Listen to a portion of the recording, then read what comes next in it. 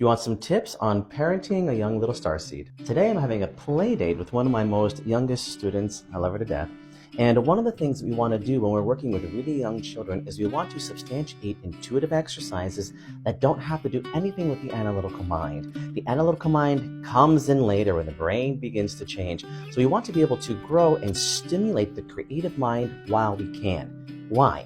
The more we stimulate the creative mind, the more we are able to give them more vocabulary for when they do get older, when the analytical mind steps in. So I'll tell you what she and I have set up. We're doing a little crystal tea party. We have crystals to help activate everything, but if you look, everything is tactile, from star anise to dragon pearl to blue lotus to chamomile. This is for Mom and I. Mom and I have a little bit of black tea with some sunflower.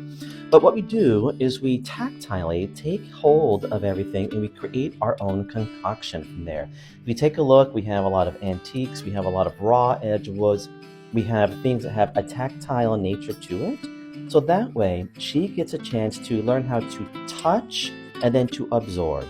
Touch and to absorb appropriately. Why is that important? We want to create a very healthy relationship to what we choose to put into our bodies, which will then translate into what we put into our minds. When you are intuiting and raising and teaching a little starseed, we want to make sure that we have as very little bias in the experience as possible. We hold space for them, but we let them flow their creativity, and then eventually we direct them onto the path of how that can be more intuitive. Because at this point, it's all enmeshment of intuition and the creative flow. The things that I do with all of my young little students, and if you are a parent whose child works with me, they call me uncle.